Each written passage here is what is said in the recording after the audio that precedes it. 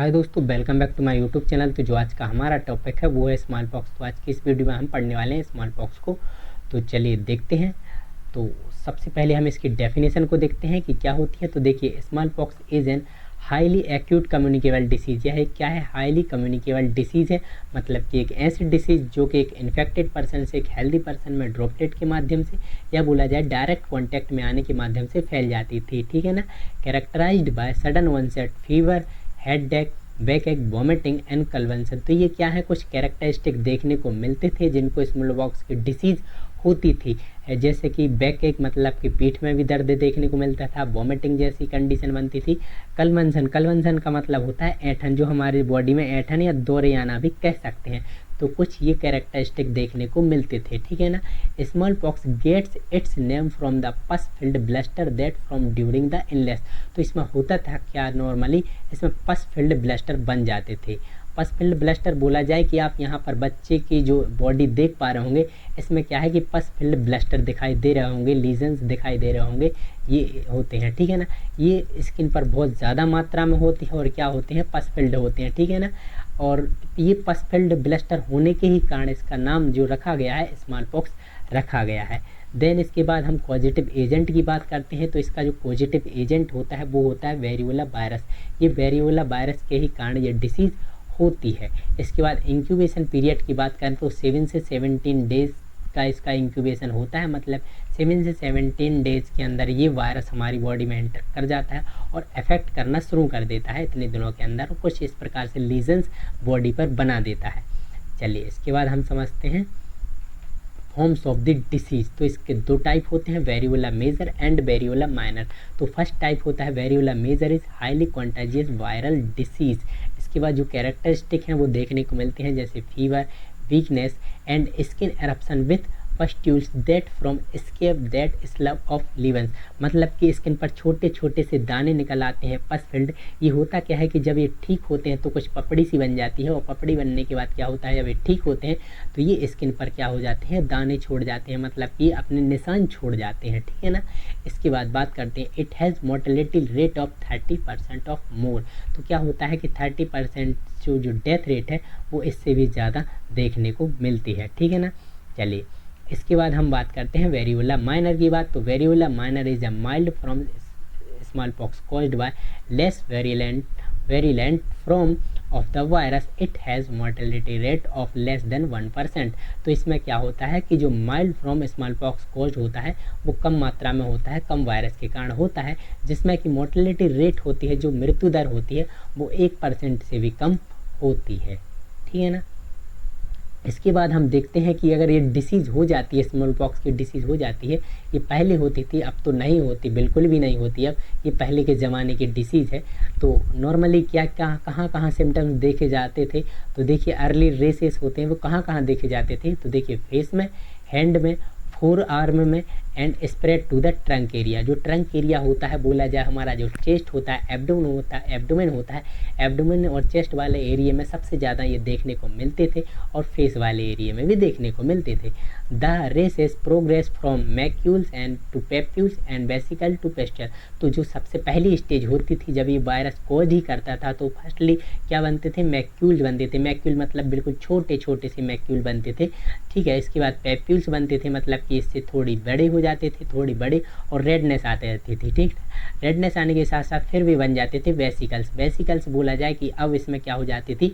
पस फिल्ड हो जाती थी। जो वेसिकल्स बनते थे इसमें पस फिल्ड बन जाते थे। ठीक है ना। और उसके बाद पस्ट्यूल मतलब कि ये दाने टाइप के दिखने लगते थे। ठीक है ना। इसके बाद हम बात करते हैं small pox has plagued immunity for thousand of year causing numerous epidemic and significant mortality. तो बोला जाए कि स्मॉल पॉक्स ने हज़ारों सालों से ही ह्यूमन को परेशान किया है। इस डिसीज़ ने ह्यूमन को परेशान किया है। बहुत ही खतरनाक डिसीज़ होती थी ये पहले। इसे हम नॉर्मली बोला जाए तो ये महामारी टाइप की फैलती थी। ठीक है ना। इसके बाद हम बात करते हैं तो देखिए an estimated 300 to 500 million death in the 20th century alone. तो क्या होता है कि 20th सेंचुरी में हमें तकरीबन 300 से 500 मिलियन डेथ इसकी देखी गई है। इस डिसीज़ के कारण तकरीबन 300 से 500 मिलियन लोग इस डिसीज़ से मारे जा चुके हैं। ठीक है ना। तो ये पहले की डिसीज़ है, सबसे ज़्यादा जो देखी गई थी यूरोप, एशिया और अमेरिका जैसे देशों में सबसे ज़्यादा देखने को मिली थी ये डिसीज़, ठीक है ना। और ये महामारी हुई थी इस डिसीज़ के कारण। इसके बाद हम जानते हैं वैक्सीनेशन डेवलपमेंट। तो देखिए द फर्स्ट सक्सेसफुल वैक्सीन जो कि बनाई थी किसने, डेवलप बाय एडवर्ड जेनर। जो एडवर्ड जेनर जैसे वैज्ञानिक थे, इन्होंने ही सबसे पहले इस डिसीज़ के लिए वैक्सीन का निर्माण किया था, वैक्सीन बनाई थी। और वो वैक्सीन बनाई थी 1796 को, यूज्ड काउपॉक्स वायरस। तो इन्होंने क्या यूज किया था, काउपॉक्स वायरस के माध्यम से, हेल्प के माध्यम से ये वैक्सीन बनाई थी टू प्रोवाइड इम्यूनिटी, जो कि क्या करती थी, एक ह्यूमन बॉडी को इम्यूनिटी प्रोवाइड करती थी ताकि उस वायरस से लड़ सके, उस वायरस का हमारी बॉडी पर कोई भी इफेक्ट ना पड़े। ये वैक्सीन इसलिए बनाई गई थी, ठीक है ना। तो इस वैक्सीन ने बहुत ही ज़्यादा क्या किया, हेल्प प्रोवाइड की इस डिसीज़ से बचने के लिए। इसके बाद हम बात करते हैं ग्लोबल इरेडिकेशन प्रोग्राम। ये ग्लोबल इरेडिकेशन प्रोग्राम चलाया गया था किसके द्वारा, वर्ल्ड हेल्थ ऑर्गेनाइजेशन के द्वारा, WHO के द्वारा, ठीक है ना। ये चलाया गया था 1967 को, leading to intensive vaccination conference. तो इसे क्या नाम घोषित कर दिया गया था, इसे घोषित कर दिया गया था इंटेंसिव वैक्सीनेशन कॉम्पेंशंस, ठीक है ना। इसके बाद हम बात करते हैं इरेडिकेशन की। इरेडिकेशन के बोला जाए तो the last natural case was in Somalia in 1977 को। तो इसका जो लास्ट केस देखा गया था वो देखा गया था 1977 को। इसके बाद अभी तक के रिकॉर्ड में स्मॉल पॉक्स का कोई भी पेशेंट देखने को नहीं मिला है, ठीक है ना। Small pox was declared indicated in 1918। तो ये इंडिकेट हो गया था 1988 को, ठीक है ना, डिक्लेयर कर दिया गया था इंडिकेटेड, ठीक है ना। इसके बाद हम बात करते हैं मोड ऑफ ट्रांसमिशन की, कि जो स्मॉल पॉक्स की डिसीज़ होती थी वो फैलती कैसे थी आखिर। तो देखिए direct contact with infected person. क्या होता था कि जो इन्फेक्टेड हो चुका होता था इस डिसीज़ से, स्मॉल पॉक्स की डिसीज़ से, उसके कांटेक्ट में आने से जैसे ही आप उसे टच करते थे, उसके लीजन्स हैं, फफोड़े हैं, फुंसी हैं, अगर आप उन्हें टच करते तो कहीं ना कहीं आप में भी ये डिसीज़ फैल जाती थी, मतलब ये इन्फेक्टेड पर्सन से एक हेल्दी पर्सन में फैल जाती थी। इसके बाद बात करते हैं ड्रॉपलेट इन्फेक्शन, मतलब कि ये डिसीज़ से जो व्यक्ति ग्रसित होता था, अगर वह खांसता था, छींकता था, तो उसके ड्रॉपलेट के माध्यम से भी ये हेल्दी पर्सन को अफेक्टेड कर सकती थी, ठीक है ना। इसके बाद एयरबॉर्न ट्रांसमिटर, ये एयर में भी फैलती थी, मतलब एयर के माध्यम से, एयर में इसके जो वायरस हैं वो फैलने के कारण ये डिसीज़ हो जाती थी।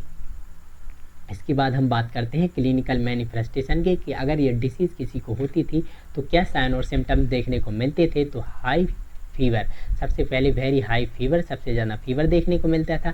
फटिक मतलब कि थकान, सीवियर हेडेक एंड बैक एक, मतलब हेडेक देखने को मिलता था, और बैक पेन देखने को मिलता था, मतलब हमारी पीठ में भी दर्द देखने को मिलता था।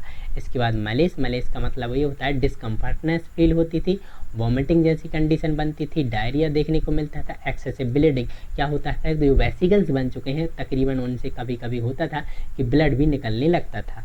फ्लू लाइक सिम्टम्स देखने को मिलते थे, मसल्स एंड जॉइंट पेन देखने को मिलता था। स्किन इरप्टेशन मतलब कि स्किन पर पपड़ी सी जमने लगती थी। And skin pox like skin rashes, तो क्या होता था कि जो स्किन पॉक्स में रेसेस देखने को मिलते थे, सेम इसमें भी देखने को मिलते हैं, लेकिन इसमें थोड़ी सीवियर कंडीशन में देखने को मिलती है, ठीक है ना।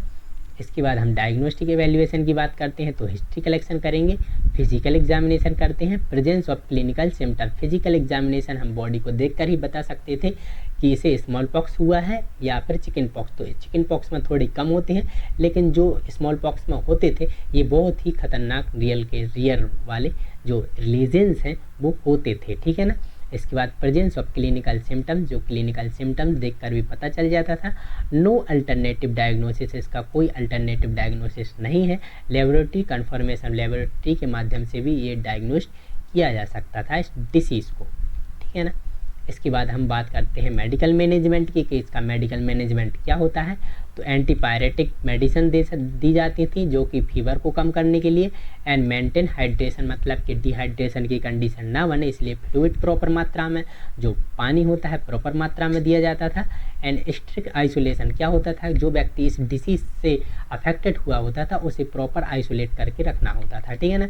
डिसइंफेक्टेड ऑल फॉर्मेट, अगर कोई व्यक्ति इन्फेक्टेड है और उसने जो भी वस्तुएं, जो भी चीज़ें यूज की हैं उन्हें प्रॉपरली तरीके से डिसइंफेक्टेड करना होता था, जैसे कपड़े, जो भी चीज़ यूज की हैं, बर्तन, ठीक है, ये सब कुल मिलाकर। Vaccine administer up to 4 days after exposure to the virus and before the rest appearance. तो क्या होता था, वायरस के संपर्क में आने के 4 दिन बाद और दाने निकलने से पहले हमें ये वैक्सीन एडमिनिस्टर करा लेनी होती थी। इसके बाद बात करें, the vaccine provide protection from small pox for 3 to 5 year. तो जो स्मॉल पॉक्स की जो क्या होती है वैक्सीन होती है, ये तकरीबन 3 से 5 साल तक हमें प्रोटेक्शन प्रोवाइड करती थी इस वायरस से लड़ने के लिए। इसके बाद हम बात करते हैं कॉम्प्लिकेशन। तो न्यूरोलॉजिकल कॉम्प्लिकेशन में बिहेवियरल चेंजेस देखने को मिलता था, कन्वल्सन एंड इंसेफेलाइटिस जैसी कंडीशन देखने को मिल सकती थी। एंड कंटिन्यूस कॉम्प्लिकेशन में बात करें तो osteomyelitis, cellulitis, osteoporosis and gangrene जैसे सिम्टम्स देखने को मिल सकते थे। ये इसके क्या होते हैं, कॉम्प्लिकेशन होते हैं इस डिसीज़ के। तो thank you for watching my video. अगर वीडियो पसंद आई हो तो हमारे चैनल को लाइक एंड सब्सक्राइब जरूर करिए। Thank you.